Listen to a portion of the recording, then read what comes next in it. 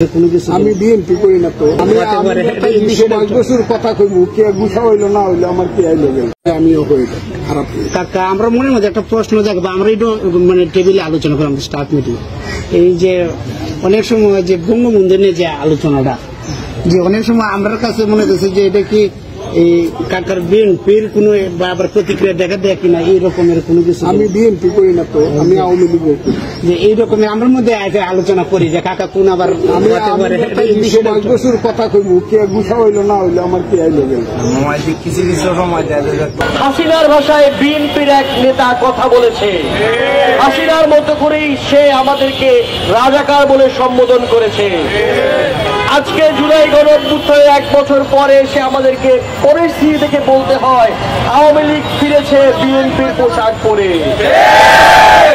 বন্ধুগণ, একই সঙ্গে গত 1 বছর ধরে শেখ হাসিনা, আওয়ামী লীগের মিডিয়া, ভারতের মিডিয়া বলেছে এই জুলাই গণঅভ্যুত্থান একটি পরিকল্পিত গণহত্যা ছিল, মেটিকুলাস ডিজাইন ছিল।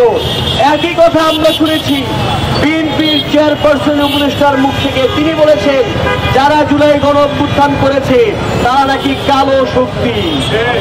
বন্ধুগণ, তিনি যখন এই কালো শক্তি বলেন তিনি তখন গত 16 বছরে বিএনপির সকল আন্দোলন এবং সংগ্রামকে মূলত কালো শক্তি বলেন।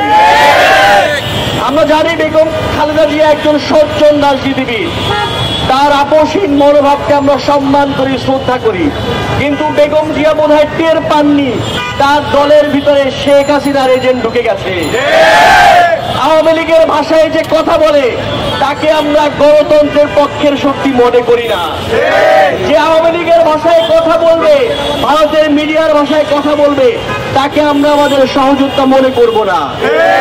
বন্ধুগণ, আমরা দেখলাম ফজলুর রহমান গতকালই প্রথমবারের মতো এমন অধ্যত্বমূলক আওয়ামী লীগের ভাষায় কথা বলেন নাই, তিনি আগেও বলেছেন, কিন্তু আমরা গত 1 বছরে বিএনপির কোন একজন নেতাকে এই প্রতিবাদ করতে দেখি নাই। আমরা দেখি কয়েকদিন পর জনাব তারেক রহমান লন্ডন থেকে ভিডিও বার্তা দেন, একটা ভিডিও বার্তায় ফজলুর রহমানের এই ন্যারেটিভের বিপক্ষে কথা বলতে দেখি নাই। এর একটা রাজনীতি আছে, জনাব তারেক রহমান ডুয়েল গেম খেলতে চান। তিনি জুলাই গণঅভ্যুত্থানের পক্ষে শক্তিও রাখতে চান, আওয়ামী লীগের পক্ষে শক্তি নিয়েও কাজ করতে চান। তারেক রহমানকে বলবো বিচারিতা করবেন না, জুলাইয়ের পক্ষে আসুন। জুলাই 71-এর বিপক্ষের কিছু নয়, জুলাই বরং 71-এর একটা কন্টিনিউশন। আপনি আমাদের এই জুলাই গণঅভ্যুত্থানের পক্ষে আসেন, আমরা আপনাদের 16 বছরের লড়াইকে, আপনাদের নেতাকর্মীরা গুম হয়েছে, এক্সট্রাজুডিশিয়াল কিলিং এর শিকার হয়েছে, আমরা সেগুলোকে সম্মান করি। আসুন আমরা একসঙ্গে বাংলাদেশকে গড়ে তুলি। কিন্তু আব্দুল ইসলাম খানদেরকে, তানভীর বারী হামিমদেরকে পরিষ্কার করতে হবে তারা ফজলুর রহমানের কালো শক্তি নাকি জুলাই গণঅভ্যুত্থানের শক্তি।